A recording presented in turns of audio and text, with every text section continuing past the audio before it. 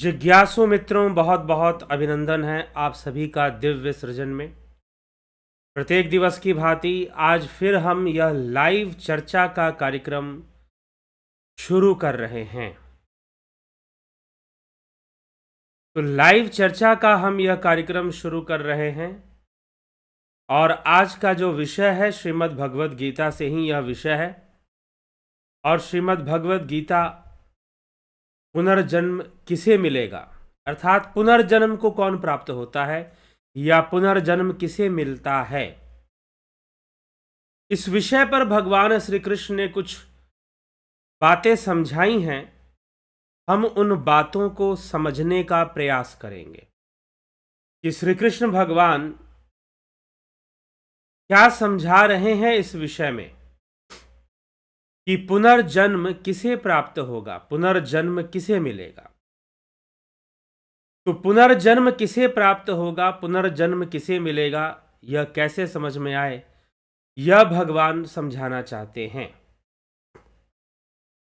तो चलिए हम इस विषय को भली भांति हम समझें और भी कुछ बातों को हम चर्चा में लेंगे आज और हम समझने का प्रयास करेंगे। तो श्रीमद् भगवद गीता के अंतर्गत भगवान श्री कृष्ण जो विषय समझा रहे हैं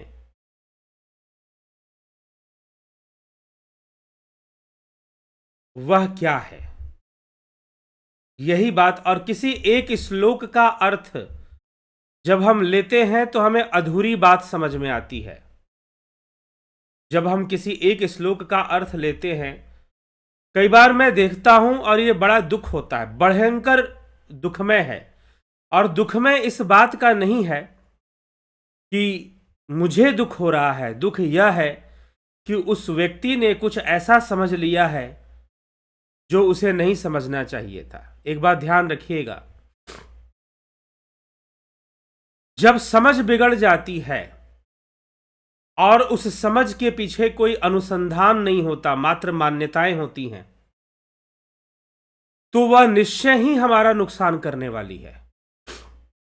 अब चाहे करोड़ों लोग उस बात को क्यों ना मान रहे हों, इससे कोई फर्क नहीं पड़ता। पूरे यूरोप में आज से लगभग 400 वर्ष पहले, 500 वर्ष पहले पूरे यूरोप में सब लोग ये मानते थे कि सूर्य पृथ्वी की परिक्रमा करता है। और अगर कोई कह दे कि नहीं, पृथ्वी सूर्य की परिक्रमा करती है, तो उसे सजाए मौत दी जाती थी, उसे सजाए मौत दी जाती थी।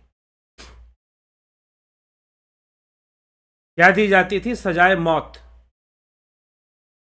अगर कोई कह दे कि पृथ्वी परिक्रमा कर रही है सूर्य की, तो उसे क्या मिलता था? सजाए मौत। और मिली।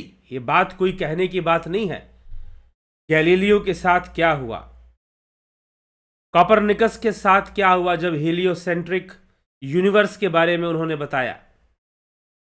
आज भले आप विज्ञान के किताबों में, इतिहास के किताबों में कॉपरनिकस की महिमा पढ़ते हो, गैलीलियो को ग्रेविटी, जो पहली जो ग्रेविटी के बारे में जिसने बताया, न्यूटन ने तो बाद में बताया और उसके ऊपर कुछ चीजें दी, मैथमेटिकल इक्वेशंस दिए, डेरिवेशंस दिए, वो अलग बात है। लेकिन गैलीलियो ने ग्रेविटी के ऊपर सबसे पहले काम किया। तो गैलीलियो ने जब ग्रेविटी पर काम किया और हेलियोसेंट्रिक यूनिवर्स को सही बताया, मतलब कि ऐसा ब्रह्मांड जिसका केंद्र सूर्य है और सूर्य के चारों तरफ सारे ग्रह घूमते हैं, यह पृथ्वी भी एक ग्रह है और सूर्य के चारों तरफ यह पृथ्वी घूम रही है। गैलीलियो ने जब समर्थन किया इस बात का, तो उसे भी मृत्यु दंड अंत में दिया गया। कॉपरनिकस, गैलीलियो से पहले एक वैज्ञानिक, उसको भी मृत्यु दंड दिया गया। तो इसका मतलब क्या है कि जो लाखों करोड़ों लोग मानते थे कि पृथ्वी के चारों तरफ सूर्य परिक्रमा कर रहा है, वो सही मानते थे। सही मानते थे। अब कोई इसे तर्क से भी प्रमाणित करने की कोशिश करे या कैसे भी करे, तो क्या मानते थे? तो यह हमें समझना होगा, इस बात को हमें समझना होगा। हाँ, लेकिन भारतीय सनातन धर्म वैदिक मत के ग्रंथों में ऐसा वर्णन नहीं था। पहले से था कि सूर्य जो है उसके चारों तरफ सारे ग्रह नक्षत्र घूमते हैं। सारे ग्रह, जो 9 ग्रह मुख्य रूप से हैं सौरमंडल में, वह सूर्य की परिक्रमा करते हैं। पहले से यह मान्य है। अब कुछ महानुभाव जिनको अधकचरा ज्ञान है ज्योतिष का, अधकचरा भी नहीं, मुझे लगता है कि बस नॉमिनल कुछ बातें पता है, वो कहेंगे कि नहीं, ज्योतिष में तो सूर्य ही पृथ्वी के चारों तरफ घूमता हुआ बताया गया है। जी नहीं बताया गया, बहुत गलत मान्यता लेके चल रहे हैं। ज्योतिष में माना गया है पृथ्वी और सूर्य की दूरी को लेकर उसकी मान्यता, क्योंकि सारे ग्रहों का प्रभाव पृथ्वी पे निकालना है, सूर्य पे नहीं निकालना है।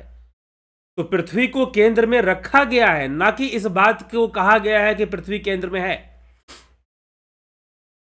इस बात का दावा नहीं किया गया, बल्कि रखा गया है गणनाओं के लिए, फॉर मैथमेटिकल कैलकुलेशन, उसके लिए। और विज्ञान भी जब मैथमेटिकल कैलकुलेशन करता है तो पृथ्वी को ही केंद्र बनाकर करता है। लेकिन जो मूविंग ऑब्जेक्ट है, जो घूम रहा है, वह पृथ्वी है। पृथ्वी घूम रही है, ना कि सूर्य घूम रहा है पृथ्वी के चारों तरफ।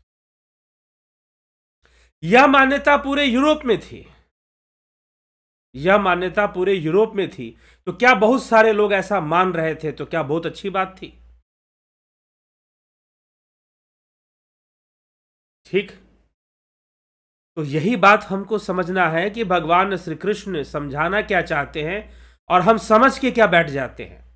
हम जो समझ के बैठ जाते हैं वो कई बार सुनने में तो बहुत सही लगता है, ईश्वर से प्रेम होना चाहिए, भगवान से प्रेम होना चाहिए, कितनी सुंदर बात है। अगर एक लाइन में सुनो, वाह जी वाह, भगवान से प्रेम करो, वाह कितनी सुंदर बात है जी, अरे प्रेम करो भाई, प्रेम करो, कितनी सुंदर बात है। लेकिन ये प्रेम क्या चीज है, ये समझ में आ जाए, इतना आसान नहीं है। अगर इतना ही आसान हो जाता तो फिर तो कहना ही क्या। तो श्रीमद् भगवत गीता में भगवान कृष्ण अर्जुन को क्या समझा रहे हैं और आपने क्या समझा है? क्या आप उस सारी बातों को समझ गए जो भगवान कृष्ण अर्जुन को समझा रहे हैं, या आप कुछ और ही समझ के बैठे हुए हो? तो बड़ा खतरनाक होता है यह कहना कि ईश्वर से प्रेम करो। मुझे तो लगता है कि कई बार ये ईश्वर से प्रेम करो, इसी बात ने इस देश को गुलाम बनाया था। नहीं तो हमारे देश में कर्मकांडी ब्राह्मण हुए थे चाणक्य, जिन्होंने सेना खड़ी कर दी थी आतताइयों से लड़ने के लिए। ऐसी बात नहीं कि जब बाहर से आक्रांता इस देश पे आक्रमण कर रहे तो इस देश में संतों या गुरुओं की कमी थी, लेकिन उन्होंने सेना नहीं खड़ी की। उन्होंने भक्ति जरूर सिखाई और कहा कि सब कुछ ईश्वर पे छोड़ दो, और हम गुलाम होते गए होते गए होते गए। शायद वो भक्ति और योग सिखाने के साथ सेना भी खड़ी कर देते। जैसे भगवान कृष्ण अर्जुन से कह रहे हैं, अर्जुन युद्ध कर, इस समय युद्ध लड़ना ही तेरा कर्तव्य है। तो कभी हम गंभीरता से विचार करें इस टॉपिक पर, विषय पर। तो ईश्वर से प्रेम हो जाना, ये दो शब्द में कितना सुंदर तो लगता है। और क्योंकि हमें बैठे बैठाए मिठाई चाहिए और हमें कुछ करना ना पड़े, हम भगवान से प्रेम कर लेंगे, बैठे बैठे कमरे में कर लेंगे और हमें मुक्ति तो हो ही जाएगी, हम खो जाएंगे परमात्मा में, जो खाने को मिल जाएगा खा लेंगे। अरे भैया, ऐसा खो जाओ कि पता ही ना चले कि खाना भी खाना है, तब तो माने कि खो गए। जो इंद्रियों का व्यापार खत्म हो जाए, ऐसा खो जाओ, इंद्रियों का कोई व्यापार रहे ही ना, खो जाओ वैसा, तो हो समझ में आए वास्तव में खोना ही है। लेकिन जो खोने वाली जो अवस्था है ना, ये दिमाग में कुछ दूसरे रूप में बैठी हुई है, लोगों के दूसरे रूप में दिमाग में बैठी हुई है। तो सुंदर सुंदर बातें सुनने में बड़ा अच्छी लगती हैं, पर उपदेश कुशल बहु तेरे। किसी को कहना ये बड़ा आसान है कि बच्चा ईश्वर से प्रेम कर, भगवान तेरे सारे दुख दूर कर देंगे। परोपदेश कुशल बहु तेरे, बड़ा आसान है ये काम कह देना। लेकिन इस त्रिगुणी प्रकृति के साथ निपटना और उस भगवान में खो जाने लायक प्रेम हो जाना, समाधि वास्तव में खो जाना ही है। समाधि की अवस्था क्या है? खो जाना है। इंद्रियों का कोई जहां पर साम्राज्य रहेगा ही नहीं, भावातीत अवस्था में चले जाना, उस ब्रह्म में लीन हो जाना, यही तो समाधि है। नदी जो है समंदर में मिल गई, खो गई, ढूंढ लो कहां पर है, निकाल लो दोबारा, निकाल पाओगे क्या? नदी जो है समंदर में मिल गई तो क्या निकाल पाओगे नदी को दोबारा? वो खो गई। तो भगवान की भक्ति में खो जाने का मतलब क्या है? कितनी बड़ी बात है ये। तो ये हल्की फुल्के डायलॉग से काम जब तक चलाएंगे कुछ नहीं होने वाला। ना आप अपने लिए कुछ कर पाएंगे, ना समाज के लिए कुछ कर पाएंगे। तो ये जो हल्के फुल्के जो बातें हैं उनसे ऊपर उठकर जो मूल तत्व है उसे समझना जरूरी है। ये पुनरपि जननम पुनरपि मरणम क्या लगा हुआ है? जब परमात्मा के प्रेम में खो गए तो फिर क्या उसे संसार में किसी वस्तु की आवश्यकता तो पड़नी ही नहीं चाहिए कभी भी, क्योंकि वो खो चुका है। खो गया मतलब लीन हो गया। जैसे नदी समंदर में जाके मिल गई, अब नदी को आप ढूंढ के निकाल नहीं सकते, समंदर से नहीं निकाल सकते कि मैं अब नदी को निकालूंगा बाहर, वो खो गई। तो जितनी बड़ी बात आप आसानी से कह देते हैं और जब उसकी गहराई में आप नहीं उतरे हुए हैं, उसकी समझ, उसकी एक अंडरस्टैंडिंग नहीं है, लेकिन डायलॉग बाजी है, तो बड़ा खतरनाक है वो। और हो सकता है कि कई लोगों की जिंदगी खराब कर दे कि परमात्मा से प्रेम कर लो, भक्ति कर लो, ये आपकी जिंदगी को बर्बाद कर देगा। अगर आप इसकी गहराई को भली भांति से नहीं समझते हैं कि वास्तव में क्या कहा जा रहा है, वास्तव में क्या समझाया जा रहा है, तो वो बड़ा खतरनाक हो जाता है। इसीलिए भगवान श्री कृष्ण पूरा सिस्टमैटिक वे में अर्जुन को समझा रहे हैं, सिस्टमैटिक वे में। तो किसी अगर भगवान ने कह दिया सर्वधर्मान परित्यज्य मामेकम शरणम व्रज, तो ये बात सही है, और बाकी जो श्लोक है क्या गलत हो गए सारे के सारे? मतलब कृष्ण झूठ बोल रहे थे शुरुआत में, और बाद में अंत में आकर उन्होंने सही असली वाली बात कह दी कि सर्वधर्मान परित्यज्य, और बाकी जितनी बातें थी वो असली नहीं थी, नकली थी सारी की सारी। कुछ लोग गीता इस ढंग से भी पढ़ते हैं तो बहुत बड़ी गड़बड़ी करेंगे। मैं इसीलिए बता रहा हूं कि परमात्मा की भक्ति में खो जाओ बस, और कुछ मत समझने की जरूरत नहीं है। तो ये जो खो जाने वाली बात है, इस खो जाने को आप कैसे समझते हैं? मैं तो समझता हूं कि नदी समंदर में मिल गई, ढूंढ के निकाल नहीं सकते, खो गई अब वो। अगर इस तरह से खोने की बात कर रहे हो तो फिर ठीक है, फिर ठीक है, फिर सही बात कर रहे हो। लेकिन इस खोने की अवस्था में पहुंचोगे कैसे? वो रास्ता कौन सा है कि पहुंचो? तो इसीलिए ईश्वर से मुझे प्रेम है नहीं है, अगर 100 आदमी को खड़ा कर दो, किसी सत्संग में बुला लो, किसी कथा में बुला लो, भागवत कथा चल रही हो, और उनसे पूछो कि भाई किस किस को ईश्वर से प्रेम है। सच्ची में एक ऐसी घटना घटी थी कि किस किस को ईश्वर से प्रेम है, सबने हाथ खड़ा कर दिया कि हमें ईश्वर से प्रेम है। कोई ये बात नहीं कहेगा, क्योंकि समाज में ऐसा माहौल बनाया गया है कि अगर कोई ये कह दे कि मुझे ईश्वर से प्रेम नहीं है तो इसका मतलब वो गलत आदमी है, चाहे वो कितने भी अच्छे काम करता हो। और अगर कोई पापी है, पाप में लिप्त है, बलात्कारी हो, मर्डरर हो, हत्याएं करके आया हो, लेकिन वो हाथ जोड़ के बोले मुझे तो ईश्वर से प्रेम है, मतलब कि इसमें सद्गुण है, ये बहुत अच्छा आदमी होगा।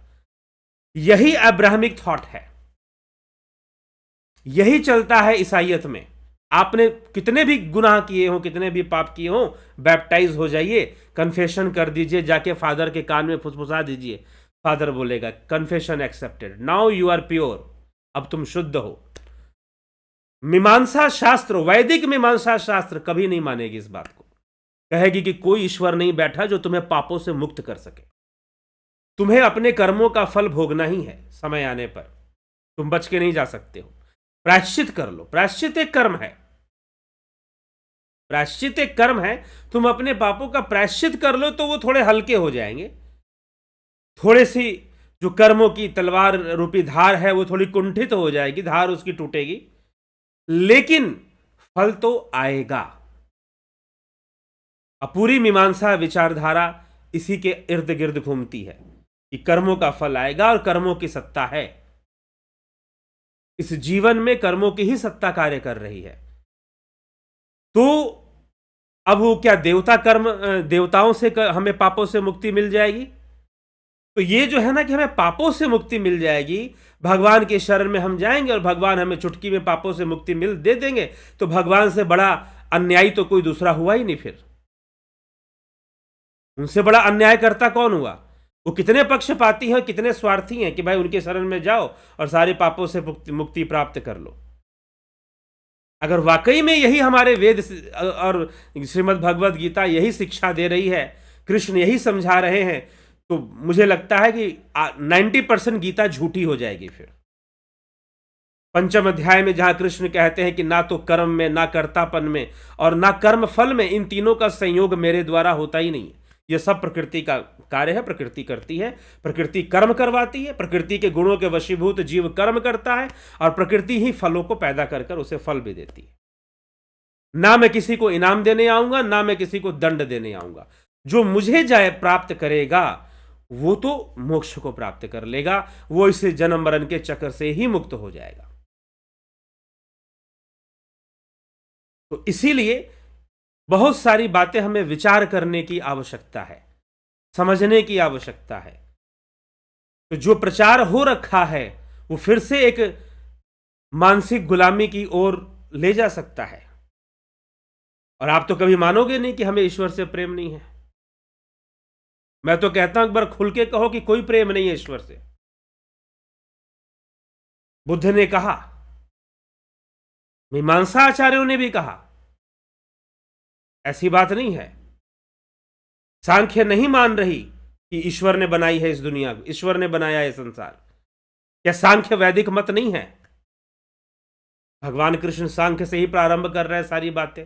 लेकिन हमें कोई सॉफ्ट जोन चाहिए। हमें तो चाहिए कि बस उसका हम नाम लेंगे और वो सारे दुख दूर कर देगा और सारे पापों को खत्म कर देगा, सब कुछ खत्म कर देगा, बस जी हो गया जी, बैठे बैठे मलाई खाने को मिल गया, अब क्या चाहिए। ना हमें कोई मेहनत करनी पड़ेगी, ना हमें कोई योग करना पड़ेगा, ना हमें कोई कुछ करना पड़ेगा और सब कुछ बैठे बैठे हो जाएगा। बस ईश्वर से प्रेम कर दो। अब प्रेम हो भी ना हो, बस कह दो ना कि प्रेम है, कह दो कि सिर्फ प्रेम है, इतना ही काफी है। एक बार क्या हुआ कि एक बूढ़ी माता थी, बेचारी, जो है उसका पुत्र उसकी सेवा कर रहा था, उसके चरण दबा रहा था और माता ने कहा कि बेटा मुझे प्यास लगी है, तो पानी पिला दे। वो उसके चरण दबाए जा रहा, नहीं मां मैं तेरी चरण सेवा करूंगा। मां ने कहा कि नहीं बेटा मुझे प्यास लगी है, पानी पिला दे। उसने कहा कि नहीं मैं तेरे चरणों की सेवा करूंगा। और दूसरे लोग देख रहे थे, बोल अरे कितना भक्त है, मातृभक्त पुत्र है, चरण दबा रहा है, बताओ। मां बोलती है बेटा मैं मर जाऊंगी, तो मुझे पानी पिला दे। उसने कहा कि नहीं अंतिम समय में माता मैं तेरे चरण दबाऊंगा, मुझे बड़ा प्रेम है तुझसे, मैं तो तेरे चरण ही दबाऊंगा। मां कह रही कि मैं मर जाऊंगी, पानी पिला दे। नहीं अंत काल में मैं तेरे चरण दबाती, तू मर, तू मैं तेरे चरण दबा रहा हूं, दुनिया देख रही है, मैं बहुत बड़ा मातृभक्त हूं। तो ये जितनी भी बातें हैं ना, मुझे लगता है ये शास्त्रों का मजाक उड़ना शुरू हो जाता है। जो हमारे शास्त्र समझाते हैं, और ज्यादातर जो हिंदू समाज जो भगवान के पीछे भाग रहा है या जो पूजा भक्ति को समझ रहा है, लगता है कि सारे शास्त्र ही गलत लिखे हुए हैं। मीमांसा गलत धारा पे चल रही है, सांख्य गलत विचारधारा पे चल रही है, ऐसा प्रतीत होना शुरू हो जाता है। योग सूत्र गलत विचारधारा पे चल रहा है। क्योंकि आप प्रेम करोगे भगवान से, प्रेम में खो जाओगे और पाप से मुक्त हो ही जाओगे। और जब कोई मुझे सुनता है और उसे इतनी ही बात समझ में आती है, तो मुझे लगता है कि उसने सुना ही नहीं है दिव्य सृजन में जो वीडियोज हैं। ठीक, तो इसीलिए ऐसी जो हलवे की तरह जो विचारधारा ना, हलवे की तरह सारे पाप गायब हो जाएंगे, हलवे की तरह सब कुछ हो जाएगा। जैसे हलवा बनता है 2 मिनट में मैगी बनता है, हलवा छोड़ दीजिए, हलवा बनाने में मेहनत लगती। जैसे 2 मिनट में मैगी बन जाता है ना, वैसे हमारी भक्ति हो जाएगी क्या? कुछ लोग ऐसी व्याख्या देने में, और कुछ बाबा जी लोग ऐसे व्याख्या देने में लगे रहते हैं, और कुछ लोग बड़ी शांति से ताली बजाकर सुनते रहते हैं। बस सत्संग का, कथा का इतना ही महत्व रह गया है। तो इसीलिए ये योग मार्ग भगवान श्री कृष्ण जो अर्जुन को समझा रहे हैं वह क्या है, क्यों प्रकृति के बारे में समझा रहे हैं, क्यों त्रिगुणी माया के बारे में समझा रहे हैं, क्यों प्रकृति के तत्व को समझना चाहिए और क्यों पुरुष के तत्व को जानना चाहिए। प्रकृति भाव युक्त है, पुरुष भावातीत है, भावनाओं से परे की अवस्था में है। भाव सीढ़ी बनेंगे, लेकिन भावनाओं से परे जाकर ही उस ब्रह्म की प्राप्ति होती है। यह बात जब तत्व रूप से, इसीलिए तत्व ज्ञान की महिमा भगवान कृष्ण अर्जुन को पहले गा के सुना रहे, वो बातें समझा रहे हैं। नहीं, अगर ये तत्व नहीं समझ में आते हैं, इसीलिए मैं कहता हूं जब तक कोई आपको मुक्ति नहीं दे सकता आपके सिवा, जब तक आपके अंदर स्वाभाविक इच्छा ना हो जाए, प्राकृतिक इच्छा आपके अंदर ना प्रकट हो जाए कि मुझे मुक्त होना है। ठीक, आपको समझ में आ जाए कि बंधन क्या है। शिवसूत्र जब हम चर्चा कर रहे थे शिवसूत्र पर, तो उसमें बंधन और मोक्ष की ही चर्चा सब कुछ है। तो पहले बंधन समझ में आ जाए। आप मोक्ष की कामना कर रहे हो, अभी तक यही नहीं समझ में आया कि बंधन क्या है और किन किन चीजों का हमें बंधन है। स्वाभाविक रूप से बंधन समझ में आए, लगे कि हाँ हम बंधन में हैं, कुछ नहीं रखा है इस संसार में, स्वाभाविक रूप से लगना शुरू हो। प्राकृतिक रूप से नहीं, तो व्यक्ति को अपने कर्म कर्तव्य तो करने ही करने हैं। जब उसके अंदर प्राकृतिक इच्छा हो जाएगी तो निश्चय ही, और प्राकृतिक इच्छा एक मार्ग पे चलते हुए ही होगी, संसार को त्यागने वाली कोई बात वहां पर नहीं है। जब वैसी प्राकृतिक इच्छा हमारे अंदर विकसित हो जाएगी तो संसार ही साधन बन जाएगा मुक्ति का, संसार ही मुक्ति का साधन बन जाएगा। फिर जबरदस्ती वाली इच्छा नहीं कि हमारे गुरु जी ने कहा है कि तुम्हें मोक्ष प्राप्त करना है, जबरदस्ती वाला मोक्ष नहीं। हमारे अंदर वैसी इच्छा, हां शास्त्र सहायक हो सकते हैं वैसी इच्छा को प्रकट करने में। और खुद यह संसार जब हमें समझ में आता है, प्रकृति के तत्व जब हमें समझ में आते हैं, प्रकृति का चक्र जब हमें समझ में आता है, काल चक्र समझ में आता है, तो फिर अपने आप इच्छा होगी कि भाई हम तो कहीं किसी चक्र में फंसे हुए हैं। तो जब प्राकृतिक इच्छा आपके अंदर उत्पन्न होगी तो वही आपको मोक्ष दिला सकती है, वही आपको निर्वाण दिला सकती है। अन्यथा इस संसार में मनुष्य को कर्म करना पड़ता है, कर्तव्यों की पालना करनी पड़ती है, और कर्तव्यों की पालना करते हुए उसे इस संसार को समझते हुए आगे बढ़ना पड़ता है। शरीर मिला है तो कर्तव्य भी करने पड़ते हैं, कर्म भी करने पड़ते हैं। हाँ, जो जान जाते हैं, जिनके अंदर जो प्रकृति के तत्वों को जान गए, जो पुरुष तत्व को जान गए, उनका कर्म अपने आप निष्काम हो जाता है। उन सांख्य योगियों के लिए भगवान कहते हैं उनका कर्म निष्काम ही होता है, उनको जबरदस्ती निष्काम कर्म करने की जरूरत ही नहीं पड़ती है। वो समझ गए कि बस ये 3 गुणों का खेल चल रहा है, सतगुण रजोगुण तमोगुण, कभी ये हावी हो रहा है, कभी वो हावी हो रहा है, कभी कैसे हो रहा है। तो समझ में जब बात आ गई तो अपने आप ही आपके अंदर मोक्ष प्राप्त करने की जो योग्यता है और जो इच्छा है वो स्वतः ही आनी शुरू हो जाती है, स्वतः ही निर्वाण की इच्छा प्रकट होनी शुरू हो जाती है और आप उसको जानने लग जाते हैं, परिपक्व हो जाता है। इसलिए आजीविक, एक हमारे भारत में एक आजीविक दर्शन हुआ, जिन्होंने कहा कि आप कर्म करते जाओ, या जीव कर्म करते हुए अपने आप परिपक्व होकर मुक्ति को प्राप्त कर लेता है। ऐसा भी एक विचारधारा है। तो इसलिए हमारे अंदर एक स्वाभाविक इच्छा भी उत्पन्न होनी चाहिए मोक्ष प्राप्त करने की, या जिसे हम कहते हैं कि भगवान में खो जाने की, ईश्वर में खो जाने की। तो ईश्वर में खो जाने का मतलब ही है कि वो नदी समंदर में मिल गई, अब ढूंढोगे भी तो नहीं मिलेगी। अब ढूंढोगे भी तो वो निकाल के नहीं ला सकते कि वो नदी को, उसको हम दोबारा से वही पानी हम निकाल के ले आए जो समुद्र में जाके मिल गया। तब जाकर होगा खो जाना। यही श्री कृष्ण भगवान भी समझा रहे हैं और इन्हीं सबके लिए वो सारी चीजें बता रहे हैं। तो अब वो कहते हैं कि पुनर्जन्म किसका होगा। पीछे हमने सुना कि धारणा जो करते हैं, भ्रूमध्य में प्राणों की धारणा होती है और उससे उस दिव्य पुरुष को योगी प्राप्त कर लेता है, इस इंद्रियों से ऊपर उठ जाता है। उसके अनुभूतियों के बारे में भी हमने बताया कि अगर हम ध्यान योग का नियमित अनुभव करते हैं तो हम अपने इस शरीर से ऊपर अपने आप को अनुभव करते हैं। ठीक, तो हमें यह समझना है और यह समझकर आगे बढ़ना है। इसी बात को भगवान श्री कृष्ण कहते हैं कि हे प्रथानंदन, अनन्य चित्त वाला जो मनुष्य मेरा नित्य निरंतर, अर्थात मुझ दिव्य पुरुष का जो ब्रह्म रूप है, जो भ्रिकुटी के मध्य जाना जाता है, उस दिव्य पुरुष को, उस आदित्य वर्ण वाले महापुरुष को स्मरण करता है। स्मरति तस्य नित्य युक्तस्य योगिनः अहम सुलभः, मैं उनके लिए सुलभ हूं। जो ऐसा ध्यान योग करते हैं मैं उनके लिए सुलभ हो जाता हूं, ऐसा भगवान श्री कृष्ण यहां पर कह रहे हैं।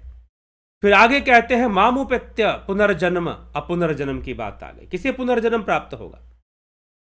मामुपेत्य पुनर्जन्म दुःखालयम शाश्वतम नापनुवंती महात्मानः संसिद्धिम पराम गतिम, परमाम गता, क्षमा करे, परमाम गता। महात्मा, जो महात्मा लोग हैं, जो आत्मज्ञानी हैं, जो ध्यान योगी हैं, वो महात्मा लोग माम उपेत्य दुःखालयम अशाश्वतम, वह महात्मा लोग मुझे प्राप्त करके, दुःखालय, यह संसार दुःखालय है, संसार दुखमय है, दुखों के घर, अशाश्वतम, अशाश्वत वाले पुनर्जन्म को वो प्राप्त नहीं होते। वो प्राप्त नहीं होते जो इस प्रकार से ध्यान योग कर लेते हैं, जो अपने प्राणों को भ्रिकुटी के मध्य में धारण करना सीख चुके हैं, अपने प्राणों को जो यहां पर मस्तक में ही एकत्र कर लेते हैं अपने अभ्यास से, अपनी साधना से, अपने योग बल से, जो मस्तक में ही। अब यही सुनो, जो लोग कहते हैं भगवान में हम खो जाएंगे, उसी के लिए बताया जा रहा है।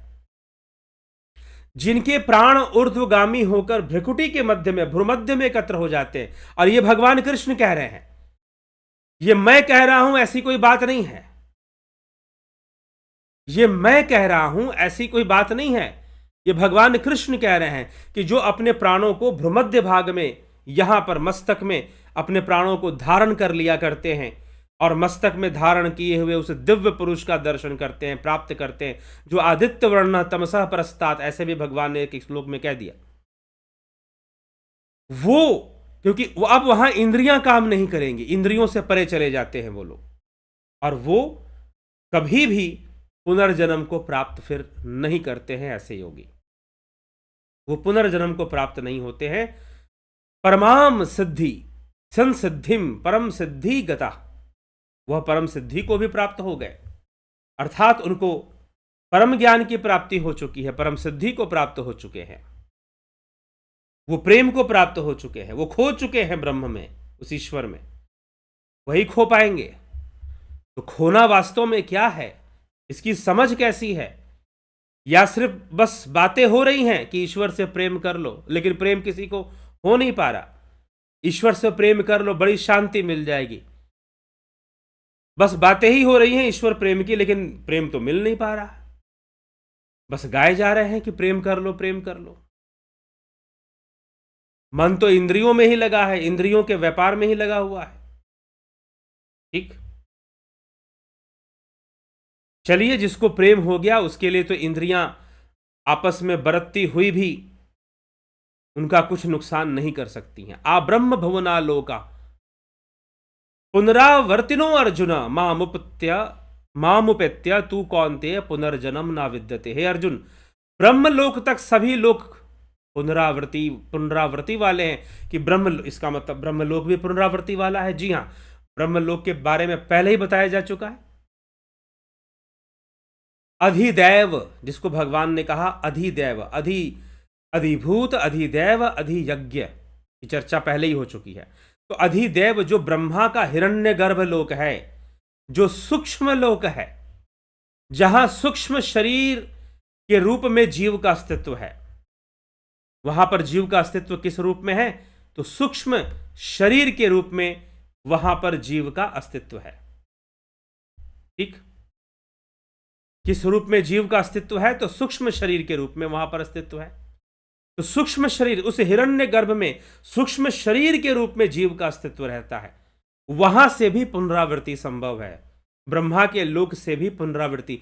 जितने भी लोग हैं, जब तक जो उस ब्रह्म में लीन ना हुआ, जिसने उस परमधाम की प्राप्ति ना की, जिसने उस अव्यक्त अक्षर को नहीं जाना, वो सब के सब पुनरावृत्ति, चाहे वो सिद्धियों को प्राप्त कर कर हिरण्यगर्भ लोक को, ब्रह्मा जी के लोक को प्राप्त कर ले, ब्रह्म के लोक को प्राप्त कर ले, वो सब के सब क्या हैं? पुनरावृत्ति, अर्थात दोबारा जन्म लेंगे। इसलिए कहा गया, अगर कोई देवता भी बन जाए, जैसे राजा नहुष देवता बन गए, फिर से उनको टेढ़ी नीच योनियों में जन्म लेना पड़ा। देवता बन गए, इंद्र की गद्दी पर जाकर बैठ गए। कोई देवता भी बन जाए तो उसको भी पुनरावृत्ति को प्राप्त होना पड़ेगा, उसको भी पुनर्जन्म को प्राप्त होना पड़ेगा। तो सूक्ष्म योनियों में रहने वाले जो लोग हैं, उनको भी पुनर्जन्म को प्राप्त होना पड़ेगा। तो पुनर्जन्म को प्राप्त होना निश्चित है। यही भगवान समझा रहे हैं कि जो ब्रह्मलोक को प्राप्त करते हैं, वह भी पुनर्जन्म को प्राप्त तो करेंगे। उनको पुनर्जन्म उनके कर्म संस्कारों का नाश अभी नहीं हुआ है, उन्हें दोबारा कर्म संस्कारों में आना है और उन्हें दोबारा जो है शरीर को धारण करना है, दोबारा संस्कारों में आना है और दोबारा शरीर को धारण करना है। यह जो है बताया गया है। ठीक है, तो यही बात हमको समझने की आवश्यकता है, यही बात हमको समझने की आवश्यकता है। तो पुनर्जन्म किसका होगा?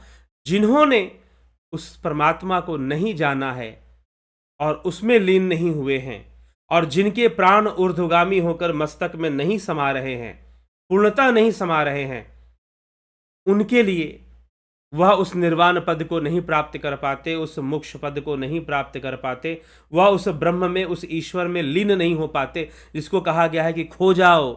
वह उसमें खो नहीं पाते हैं, क्योंकि उनका इंद्रियों का व्यापार चलता रहेगा और उनके कर्मों का व्यापार भी चलता रहेगा।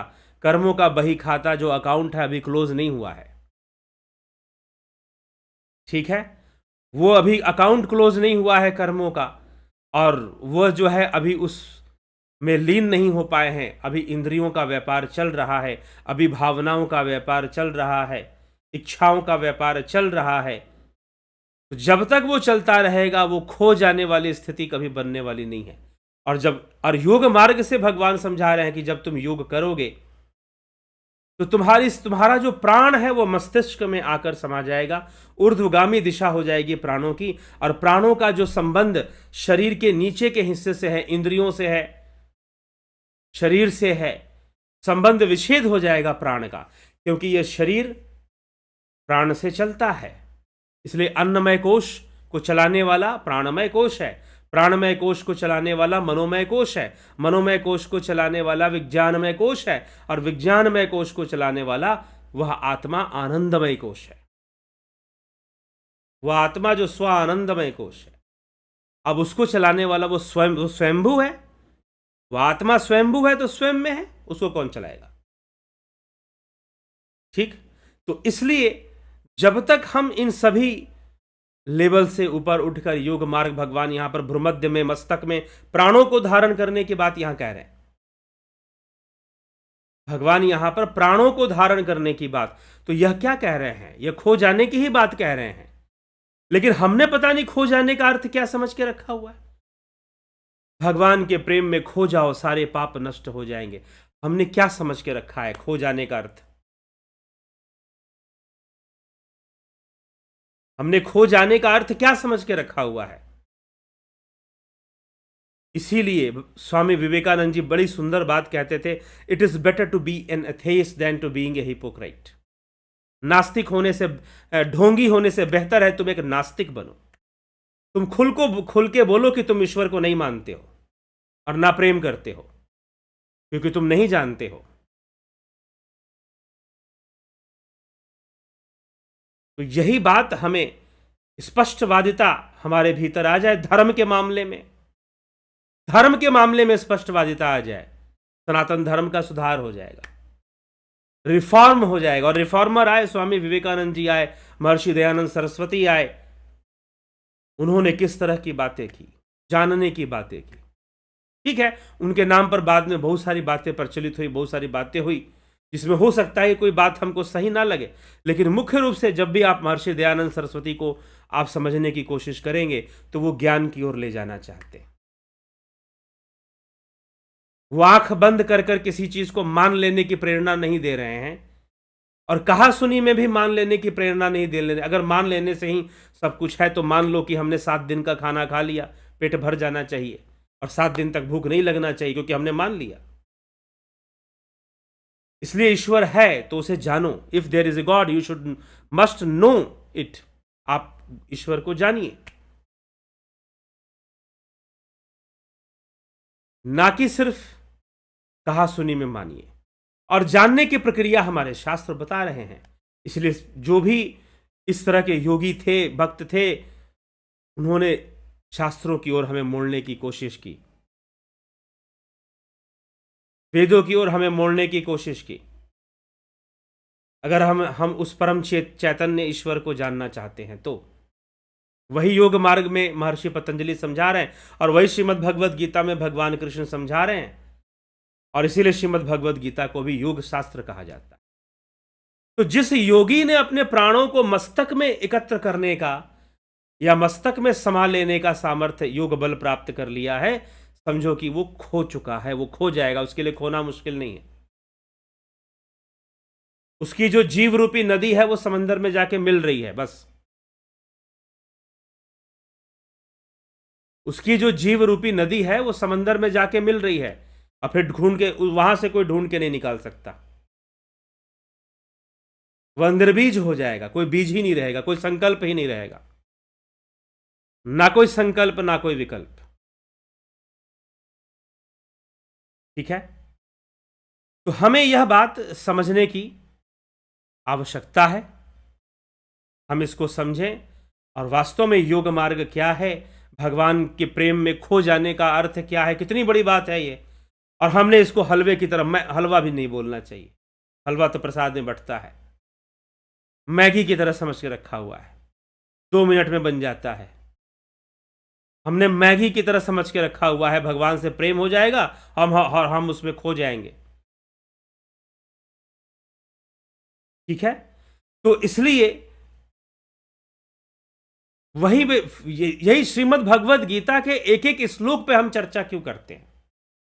हर श्लोक पे हम चर्चा कर रहे हैं, क्यों कर रहे हैं? सबसे ज्यादा लोग भ्रमित श्रीमद् भगवद गीता के नाम पर हैं, क्योंकि वो जानना ही नहीं चाहते कि कृष्ण समझा क्या रहे हैं, कृष्ण क्या रहे हैं। तो हमें इस विषय में अब बहुत हो गया। अब ये इस अनभिज्ञता को, इस अज्ञानता को खत्म कीजिए। श्रीमद् भगवद गीता को पूरी तरह से समझने का प्रयास कीजिए। आलस्य छोड़िए, उठाइए श्रीमद् भगवद गीता। और सिर्फ ये नहीं कि औपचारिकता, बस पूजा पाठ जहां हो रहा है वहां बैठ के पढ़ लेंगे, यहां से यहां पढ़ने के लिए एक दिन में कहा गया है तो वहां से वहां पढ़ लेते हैं, इतने दिन में पूरा हो जाएगा। यह औपचारिकता वाला पाठ खत्म कीजिए, क्योंकि श्रीमद् भगवद गीता हमें जीवन जीना सिखाती है। उसको कभी अपने स्टडी टेबल पर ले आइए और स्टडी टेबल पर गीता के श्लोकों को पढ़िए और पढ़कर उस पर मनन चिंतन करिए। हर बात समझ में नहीं आएगी, क्योंकि यदि आप योग नहीं करेंगे, क्योंकि गीता योग शास्त्र है, भगवान योग करने की प्रेरणा दे रहे हैं, 6ठे अध्याय से ही दे रहे हैं, इस 8वें अध्याय में भी दे रहे हैं। आप योग नहीं करोगे, इसीलिए ध्यान योग का जो कोर्स चलाया जाता है, ध्यान योग का कोर्स हर महीने 20 तारीख से, अप्रैल के महीने में वाराणसी में ऑफलाइन होगा। जिनको ऑफलाइन ज्वाइन करना है वो वाराणसी अपना आना पड़ेगा उनको, अगर वो बाहर रहते हैं बनारस से तो अप्रैल में ऑफलाइन भी वहां पर मिलेगा आपको। और जो ऐसे ऑनलाइन ही ऑफलाइन ज्वाइन कर लेंगे, वो ऑनलाइन ऑफलाइन दोनों का ही लाभ उठाएंगे। ठीक है, जो पहले ज्वाइन कर लेंगे वो ऑनलाइन ऑफलाइन दोनों का ही लाभ उठाएंगे। इस विषय में आगे मैं और आपको बताऊंगा। नहीं तो ये ध्यान योग का कोर्स क्या है? यह उस अवस्था को प्राप्त करने के लिए ही है जहां हम परमात्मा में खो जाते हैं। यह ध्यान योग का कोर्स किस लिए है? यह इसीलिए है, उसी अवस्था में पहुंचने के लिए जहां हम परमात्मा में खो जाते हैं। लेकिन ये खो जाना कितनी गंभीर बात है, यह खो जाना कितनी बड़ी बात है, आप इसको कैसे समझ रहे हो? ईश्वर से प्रेम हो जाना आप कैसे समझ रहे हो? क्या समझ रहे हो? ईश्वर से प्रेम होने का क्या मतलब है भाई? प्रेम तो सबको है, कोई ऐसा नहीं है जिसको प्रेम ना हो।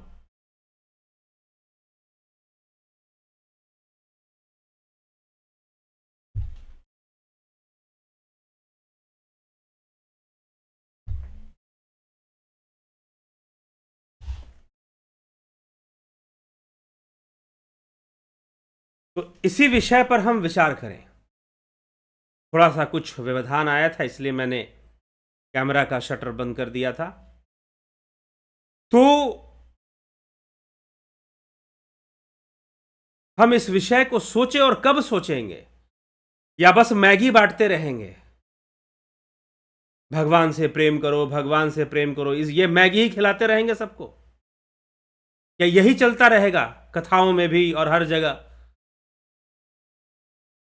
तो ये मैगी बांटना बंद कीजिए कि ईश्वर से प्रेम कर लो। यह बस सुनने में ही सुंदर लग रहा है, लेकिन वास्तव में प्रेम की अवस्था क्या है? तो भगवान ने साफ साफ बता दी प्रेम की अवस्था क्या है। तुम्हारा संपूर्ण प्राण जो है तुम्हारे भ्रिकुटी के मध्य आकर, भ्रूमध्य आकर इकट्ठा हो जाएगा। और उस अवस्था में जब तुम देह का त्याग करते हो, अपनी इच्छा मात्र से योगी अपने आप को इस देह से अलग कर कर उस तत्व में लीन कर देगा। ये क्या कहा जा रहा है? खो जाने की ही तो बात कही जा रही है। महर्षि पतंजलि जब कैवल्य समाधि की बात करते हैं तो क्या कह रहे हैं? खो जाने की बात ही तो कर रहे हैं। तो इसीलिए बहुत गंभीरता से विचार करना है, मैगी नहीं बांटना है। तो आजकल ज्यादातर हम धर्म के नाम पर, भक्ति के नाम पर बस मैगी ही बांटते रहते हैं। तो ये मैगी बांटने वाला काम बंद कर दो। कोई कर रहा है तो उसको भी समझा दो कि भैया मैगी मत बांटो इतना, और योग मार्ग को समझ लो कि योग क्या है। गलती से मत समझ लेना कि योग मार्ग अलग मार्ग है, भक्ति मार्ग अलग मार्ग है। मैं तो ना जाने इस चैनल पर कितना बता चुका हूं इस विषय को, कई बार इस बात को रिपीट कर चुका हूं। निरुक्त के अनुसार भी बता चुका हूं। अगर हम शब्दार्थ पे जाएं, योग शब्द का शब्दार्थ और भक्ति शब्द का शब्दार्थ, तो भी दोनों अलग अलग मायने नहीं रखते, अर्थ नहीं रखते। तो कई बार चर्चा कर चुका हूं।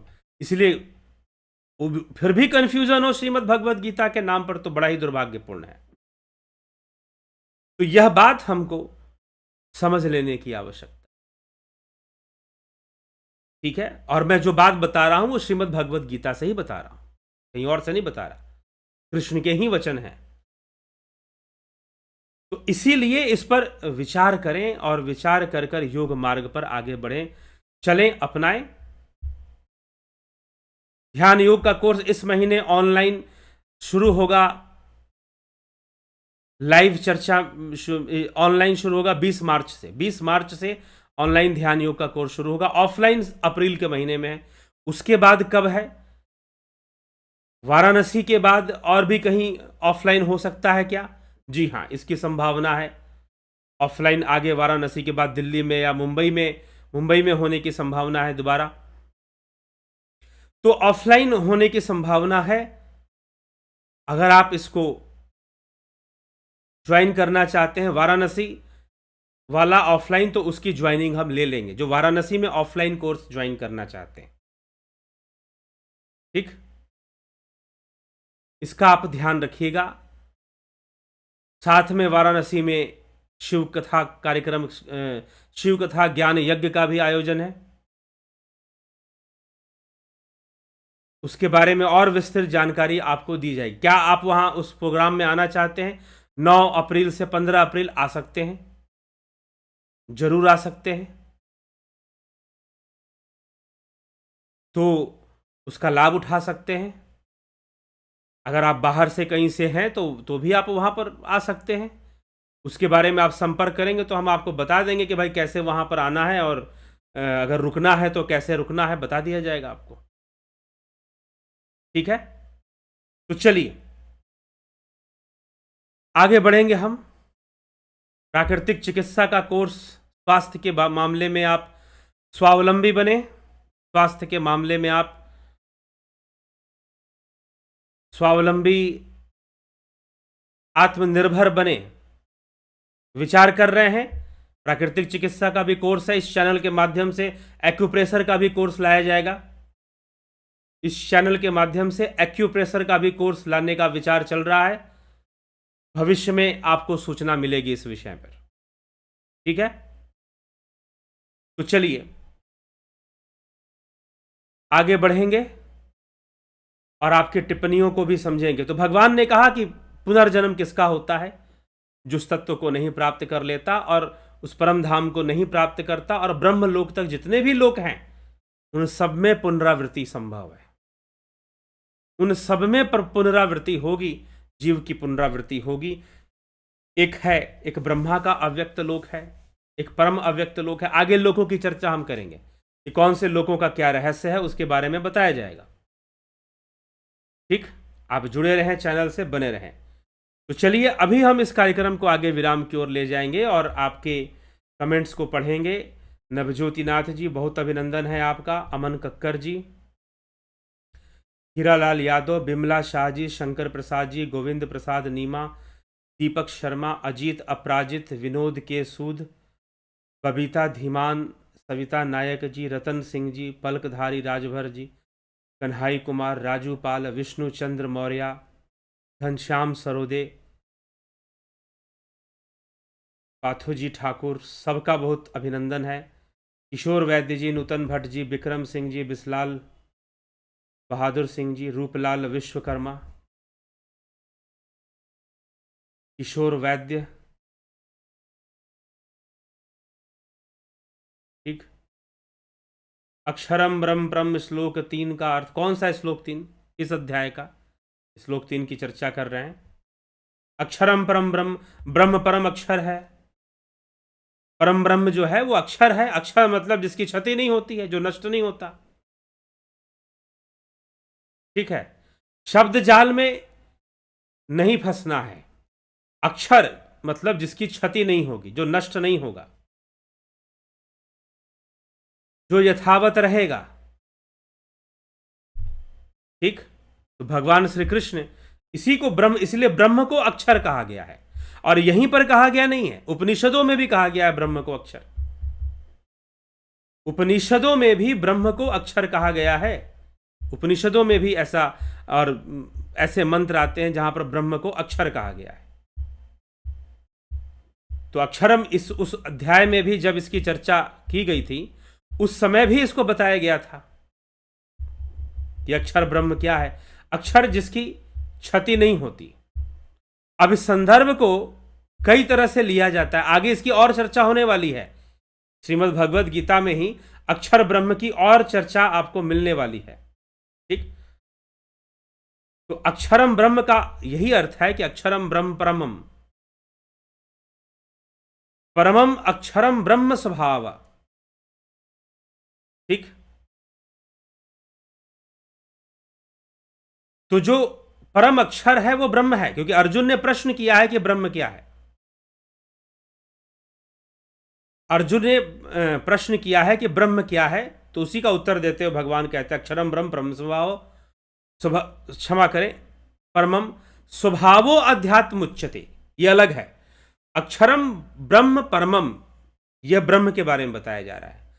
स्वभावो अध्यात्म उच्यते, जो जीव का स्वभाव है, जो जीव है अपने आप में, और उस जीव में माया काम कर रही है, त्रिगुणी माया काम कर रही है, अंतःकरण चतुष्टय है, और साथ में ब्रह्म भी उसमें है। अब ब्रह्म साथ में है तो हम क्या करेंगे, अच्छा ये चित्त हो गया, ये अहंकार हो गया और साथ में ब्रह्म भी है, हम अपनी कल्पना इमेजिनेशन कर लेंगे। तो समस्या वहां पर आती है जब हम इमेजिनेशन से ज्यादा समझने की कोशिश करते हैं। इमेजिनेशन से ज्यादा समझने के बजाय ध्यान योग की गहराई में उतरकर समझने की कोशिश करनी चाहिए। कल्पना करने के बजाय ध्यान योग की गहराई में उतरकर समझने का प्रयास करना चाहिए।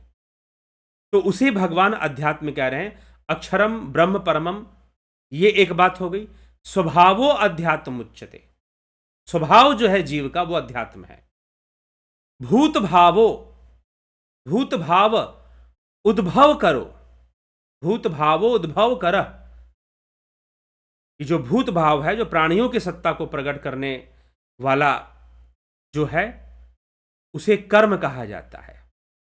कर्म से प्राणियों की सत्ता प्रकट होती है, उससे अलग है लेकिन वह कर्म को प्रकट करता है, इसलिए उसे विसर्ग शब्द से, यहां विसर्गा कर्म संगत्य, भावनाओं के कारण कर्म हो रहे हैं, भावनाएं होंगी तो कर्म होगा, लेकिन भावनाएं स्वयं कर्म से अलग होती हैं। भूत भावो उद्भव करा विसर्गा कर्म संगत्य, विसर्ग शब्द का अर्थ यहां पर अलग होने से लिया गया है, त्याग से लिया गया है। ठीक, तो इस विषय को हमें समझना है, और ये बहुत सरल विषय है, लेकिन अगर शब्द जाल में फंसेंगे तो फिर से दिमाग जाएगा, अरे ये क्या बात हुई, ये क्या समझ में, कौन सी पॉइंट यहां पर आप क्लिक कर रहे हैं, खो रहे हैं। ठीक, तो भूत के भाव की जो सत्ता है, भूत भाव का जो उद्भव है, प्राणियों की सत्ता को जो प्रकट करने वाली जो विषय है, जहां प्राणियों की सत्ता को प्रकट किया जाता है, अर्थात प्राणियों की सत्ता तो प्रकट हो रही है, भूत भाव वहां प्रकट हो रहा है, लेकिन भूत भाव किस रूप में प्रकट होगा, तो कर्म के रूप में प्रकट होगा। लेकिन जो भूत भाव है वह स्वयं तो कर्म नहीं है, वह अपने आप में कर्म नहीं है, लेकिन कर्मों को प्रकट करेगा। भावनाएं क्या हैं, भावनाएं तीन गुण हैं, तीन गुण से भावनाएं उत्पन्न होती हैं, तीन गुण से हम कर्म करने के लिए प्रेरित होते हैं। हम तीन गुणों के, इसलिए भगवान ने पहले कहा मैं तामसी भाव से परे, अब चर्चा और पीछे जाएगी, तामसी भाव से परे हूं, सात्विक भाव से परे हूं, राजसी भाव से परे हूं। भाव क्यों कह रहे हैं, वो ये क्यों नहीं कह रहे हैं कि मैं तामसिक कर्म से परे हूं, मैं तामसी या फिर राजसी कर्म से परे हूं, नहीं, मैं भाव से परे हूं, क्योंकि तामसी भाव होते हैं, ना कि कर्म होता है। हां, उस भावना के अनुसार फिर कर्म होगा। जैसे मान लीजिए कि किसी व्यक्ति को भोग में बहुत लिप्त है, उसे शराब पीना है, तामसी प्रवृत्ति है, अब वो शराब पीने का कर्म करेगा, कहीं से चोरी भी करेगा और शराब पिएगा।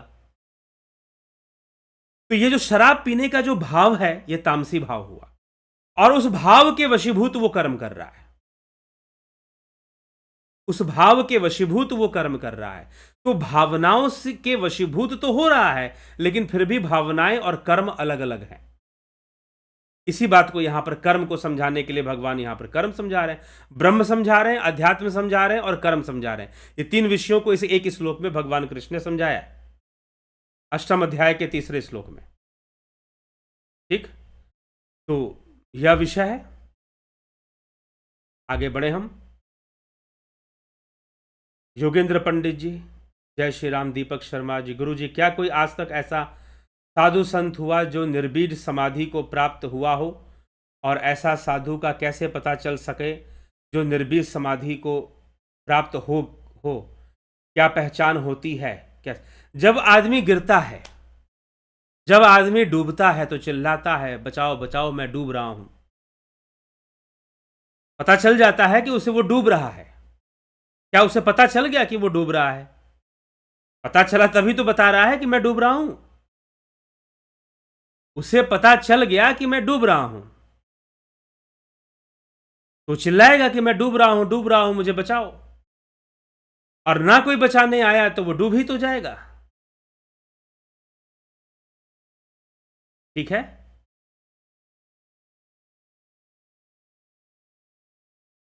कोई खाना खा रहा है, भोजन कर रहा है, अब कोई खाना खिला रहा है, बड़े स्वादिष्ट स्वादिष्ट व्यंजन बने हैं, पूड़ी सब्जी, शाही पनीर और बहुत सारी चीज़ें जो लोग खाते हैं और उसे स्वादिष्ट समझते हैं। खाने को मिल रहा है, अब किसी ने उसे 4 पूड़ियां दे दी, उसने कहा कि नहीं एक ही दो, मेरा पेट भर रहा है, मतलब मैं पेट, अब ज़्यादा जगह नहीं बची है, 1-2 मैनेज कर लूंगा, 1-2 पूड़ी और ले लूंगा, मैनेज कर लूंगा, अब ज़्यादा मैनेज नहीं कर पाऊंगा, भर रहा है मेरा। तो जो निर्बीज समाधि को प्राप्त कर रहा होता है वो यही बात बोलता है। उसे पता चल जाता है कि अगली अवस्था निर्बीज होने वाली है। यह अनुभव का विषय है। ध्यान योग की जो परिपक्वता को प्राप्त करेगा वो इसका अनुभव कर लेगा। वो ऐसी अवस्था से छूकर आ चुका होता है जहां निर्बीजता होती है। वो ऐसी अवस्था को छूकर आ चुका होता है जहां निर्बीजता होती है, और उस आधार पर वो हमें बता देता है कि हां बस अब आगे एक और कदम बढ़े, निर्बीज हो जाएंगे। और आप पूछें कौन साधु संत, महर्षि पतंजलि से अच्छा उदाहरण क्या होगा? महर्षि पतंजलि निर्बीज अवस्था को प्राप्त हुए, तभी तो बता रहे हैं ना, तभी वो बता रहे हैं। भगवान कृष्ण यहां पर बता रहे हैं, निर्बीज अवस्था की बात कर रहे हैं। तो कृष्ण प्राप्त हुए, ठीक। तो इसलिए निर्बीज अवस्था को कौन से साधु संत प्राप्त हुए, इसका किसका नाम लोगे? भाई जो सटीक ज्ञान उस विषय में दे रहा है, निश्चय ही वो प्राप्त किया तभी तो दे रहा है, वो उसको प्राप्त किया तभी तो बता रहा है। हाँ, लेकिन वो अभी तक निर्बीज, क्योंकि पूर्णता निर्बीज हो जाएगा। अरे डूबता हुआ आदमी कब तक चिल्लाएगा? जब तक पूरी तरह से डूब ना जाए। थोड़ा सा खाएंगे या ज्यादा खाएंगे कब तक बोलेगा? जब तक पूरा पेट भर ना जाए। और जब पूरा पेट भर जाए, स्वादिष्ट से स्वादिष्ट व्यंजन रख दो, नहीं खाना है भैया, भूख ही नहीं है, जगह ही नहीं है पेट में, कहां से खाएंगे? अब नहीं चलेगा कोई व्यापार।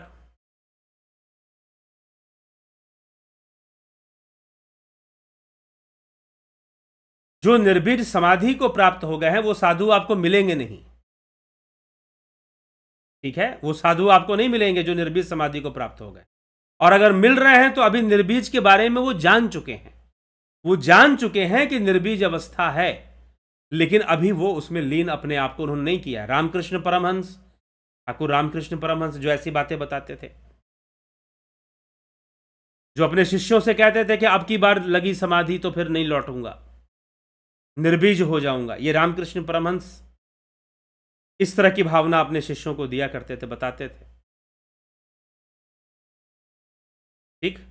तो जहां निर्बीज, जहां बीज ही नहीं है तो फिर वहां क्या संकल्प बनेगा? माधुरी कोल्हे जी, बहुत अभिनंदन है आपका। जगत नारायण जी, रामविलास जी, AK त्यागी जी, उषा श्रीवास्तव जी, राकेश मराठे जी, पवन कुमार गुप्ता, पंकज सोनी, अनिल सोनी, दीपक गोयल, नथु सिंह जी, अजीत अपराजित जी,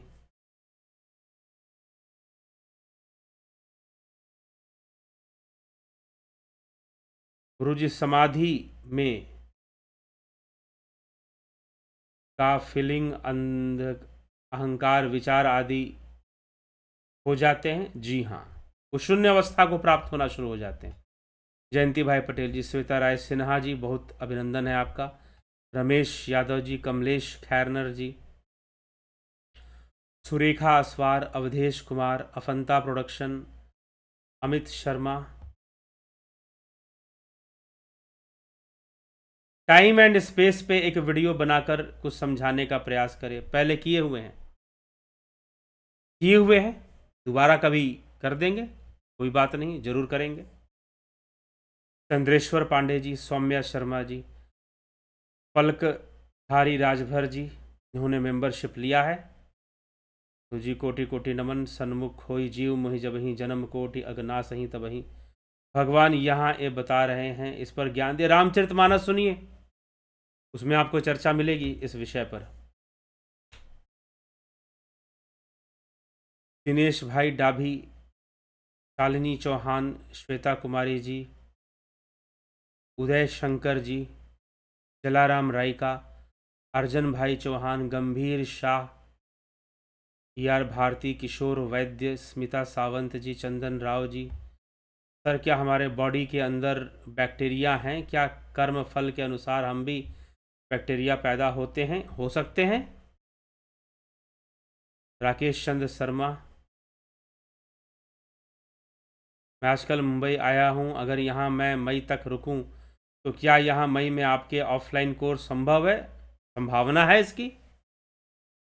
राकेश चंद्र शर्मा जी, इसकी संभावना है कि अगर आप मुंबई में रुकें मई तक तो ऑफलाइन कोर्स आपको मिल सकता है। ठीक है। पिंटू VSV, मनीष यादव, ओम नमो भगवते वासुदेवाय, उदय शंकर, जिसका कभी क्षय नहीं होता वही परम ब्रह्म है। जी हाँ, ब्रह्मा नहीं, ब्रह्म।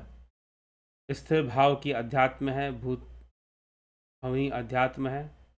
जी, भूतों के वह भाव जो भले या बुरे संकल्पों की रचना करते हैं, उसका विसर्जन कर्मों का अंत है। जी हाँ।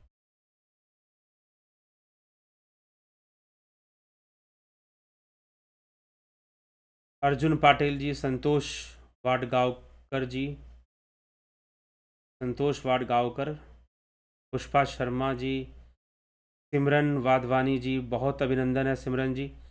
चलिए, इसी के साथ हम इस कार्यक्रम को विराम देते हैं और कल फिर मिलेंगे 9 PM लाइव चर्चा में। किसी को कोई बात बुरी लगी हो उसके लिए क्षमा प्रार्थी हैं, और अच्छी लगी तो समझिए ये माता प्रकृति सब कुछ करवाने वाली है, मेरे माध्यम से भी वह कुछ कार्य करवा रही है। कुछ आवश्यकता है कि ज्ञान का कुछ प्रचार हो, कुछ इस विचारधारा का प्रचार हो, तभी प्रकृति हमें ऐसा स्पेस दे रही है कि हम ऐसी विचारधारा को आपके सामने रख पा रहे हैं। ठीक है, चलिए इसी के साथ विराम देते हैं। कल फिर मिलते हैं 9 PM लाइव चर्चा में। और जो लोग ध्यान योग का कोर्स 20 मार्च से ज्वाइन करना चाहते हैं वो करें। अभी एक हम लाएंगे कुछ लोगों को ऑनलाइन प्रोग्राम ज्वाइन करने में, और ऑफलाइन के बीच में कितना अंतर है, क्या है, वो समझना है। कई लोग प्रश्न पूछते हैं इस विषय पर, तो हम एक ज़रूर जो है इस पर एक व्याख्यान या लाइव चर्चा लेकर आएंगे इस विषय पर भी। चलिए, बहुत बहुत आभार आप सभी का। ओम तत्सत।